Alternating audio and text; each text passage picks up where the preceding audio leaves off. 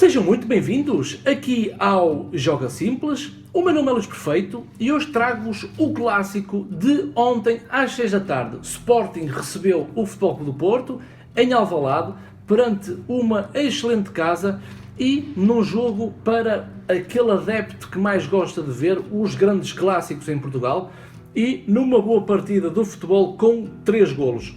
O Sporting em sua casa queria provar aos seus adeptos uma boa exibição, vive um momento conturbado sobre a saída dos jogadores neste mercado, mas Jorge Jesus queria ganhar primeiro ao Futebol Clube do Porto para chegar à liderança do campeonato e por outro lado o Futebol Clube do Porto que veio de um jogo muito bem conseguido em Roma para a Liga dos Campeões, vencendo por 3-0.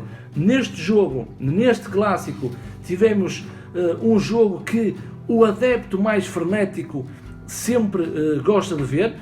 Jorge Jesus trouxe para este jogo o seguinte 11, Patrício na baliza, lado direito tivemos João Pereira, lado esquerdo Zieglar, dupla de centrais Coates e Ruben Semedo, William Carvalho na posição de pivô defensivo, uma linha de 3 com Adriano no meio, Bruno César na esquerda e Gelson Martins na direita, e depois na frente Bryan Ruiz e Slimani.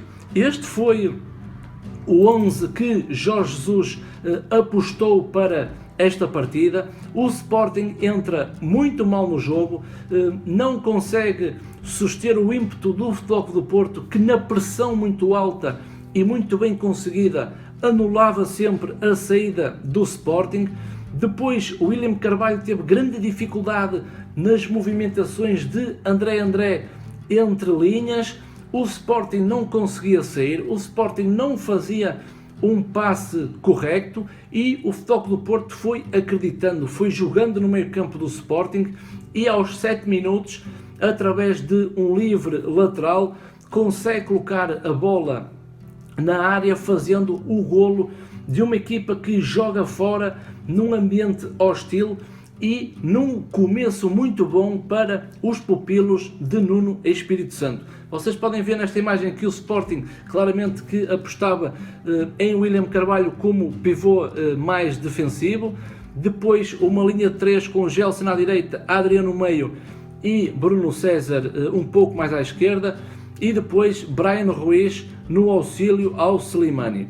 Aqui Bryan Ruiz acho que não se adaptou muito bem à situação de jogar com bola em cunha de Slimani, sem bola nas costas de Slimani, não tinha aquela agressividade que o Sporting precisava na transição defensiva, no auxílio da zona de pivô Danilo ser agressivo para roubar bola, e aí o Sporting foi perdendo algum fulgor no corredor central e o Futebol Clube do Porto, e muito bem, tirou essa vantagem. Vocês podem ver que a linha do meio campo do Sporting, constituída por Bruno César, Adriano e Gelson, estava a fazer uma pressão identificada, ou seja, sempre que os laterais do Futebol Clube do Porto tinham bola, do lado da bola saía a pressão, o médio interior.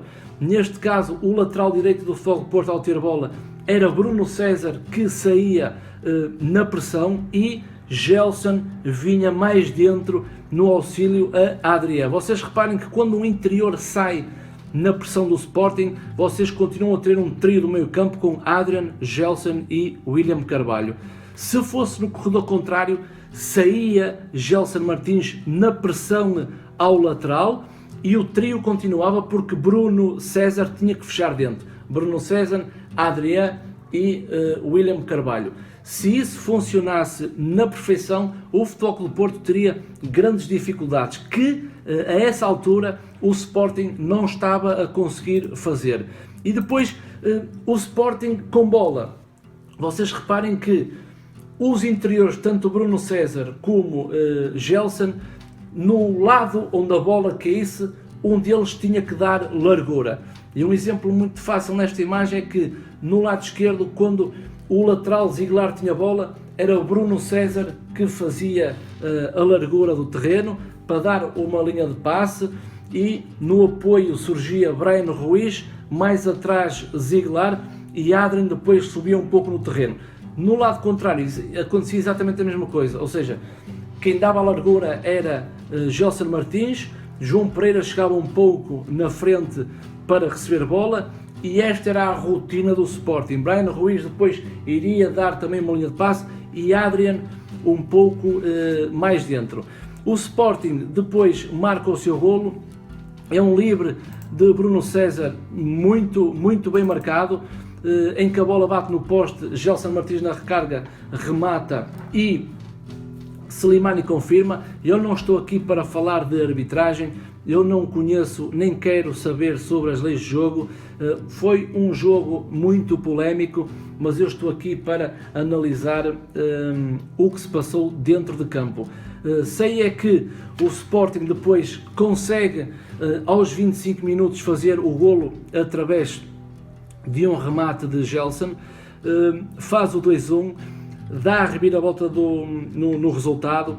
O Futebol Clube do Porto depois começou a sentir que o Sporting respirava mais confiança, mais saúde, mas no meu entender há uma chave no jogo, e essa chave foi feita por Jorge Jesus, foi a troca posicional. Eu acho que a Sport TV referiu a essa situação, foi a troca posicional de Bryan Ruiz por Bruno César. Bryan passa para a sua posição natural e Bruno César vai para o meio. Vocês podem ver que nesta imagem Bruno César já está na parte mais central, ou seja, Bruno César no auxílio ao Slimani, descia muitas das suas linhas para receber a bola, para criar o desequilíbrio, e depois rapidamente teria que estar ao lado de Slimani para o apoiar e para o Sporting construir as suas jogadas no último terço do terreno. Esta foi a chave que eu encontrei que fez com que o Futebol Clube do Porto depois fosse um pouco abaixo, porque Bruno César traz a agressividade na transição defensiva que Bryan Ruiz não estava a dar. Bryan Ruiz é um jogador extremamente tecnicista, é importante nas movimentações de Jorge Jesus, mas está claramente habituado a jogar nesta estrutura mais no lado esquerdo. E Bruno César na transição defensiva e no incomodar o raio da ação de Danilo foi uma peça importantíssima para os comportamentos em campo da equipa de Jorge Jesus. Chegamos assim ao intervalo.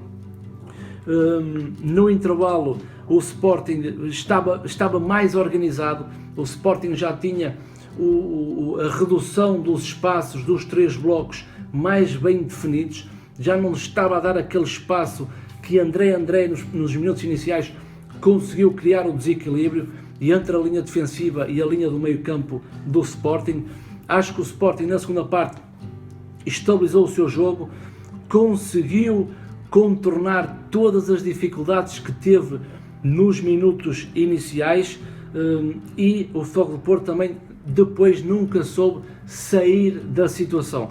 Aos 67 minutos há uma mudança também de comportamentos da equipa do Sporting. Há umas substituições que Jorge Jesus faz, tira Bryan Ruiz, mete Bruno Paulista, sai Gelson e entra Campbell.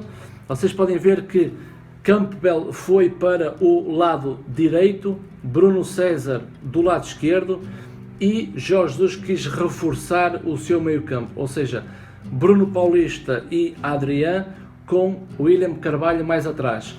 Havia uma rotatividade, ou seja, havia lances em que William Carvalho saía da posição, ficava Bruno Paulista e Adrián, mas Adrián quando saía, claramente Bruno Paulista ficava com William Carvalho. Aproveitar a velocidade de Campbell, que deu boas indicações, e soltar Slimani. Vocês podem ver nesta imagem que o comportamento da equipa do Sporting foi como eu tal vos referi. William Carvalho fazia a ligação do espaço entre a linha defensiva e o meio campo, e depois claramente Bruno César, Adrián, Bruno Paulista, Joe Campbell e Slimani na frente. Ou seja, Jorge Jesus mais uma vez foi muito inteligente, reforça o meio campo, coloca mais jogadores no setor intermédio, deixando o Slimani um pouco mais à frente, não digo abandonado, mas não tinha aquela ajuda que Bruno César lhe estava a dar antes destas substituições. Acredito que Campbell, dando maior velocidade ao corredor direito, o Sporting poderia ter investido por aí, e Campbell poderia ser também mais um apoio depois, se fizesse as diagonais de fora para dentro, um apoio mais a Slimani. Acho que o Futebol do Porto já na primeira parte tinha morrido para o jogo com a alteração de posição de Bruno César com Bryan Ruiz. Jorge Jesus foi muito inteligente em ler o jogo e depois, aos 67 minutos, na minha opinião, ter matado o jogo com a entrada de Bruno Paulista. Depois, o jogo ficou um bocado partido entre os 84, 90 minutos, um jogo partido em que o Futebol do Porto também espreitava alguns contra-ataques, puros contra-ataques, mas acho que o Sporting sempre conseguiu controlar o jogo. Não quero falar das arbitragens porque iria desculpar alguma coisa sobre aquilo que aconteceu no jogo a favor do Sporting ou a favor do Futebol do Porto. Vocês sabem que eu não tiro partido por nenhum clube em Portugal. Acho que foi um bom clássico. Acho que no geral os comportamentos coletivos do Sporting, não só com bola como sem bola, começaram a funcionar já depois do segundo golo, com o golo do Gelson. Ou seja, o Sporting, o Jorge Jesus muda e faz a troca posicional depois do segundo golo do Sporting e consegue estabilizar, controlar o jogo até a final. Mas a segunda chave é aos 67 minutos, quando ele altera a sua estrutura, passa a jogar com 4 médios em linha no meio campo, com a entrada de Bruno Paulista, e o Sporting equilibra o jogo. Acho que o Jorge Jesus foi mais inteligente, também é mais experiente do que Nuno Espírito Santo. O Futebol do Porto, não digo que passou do 8 ao 80, mas também não foi aquele Futebol do Porto que eu vi no jogo contra a Roma, o segundo, nem alguns aspectos que tinha visto no jogo fora contra o Rio Ave.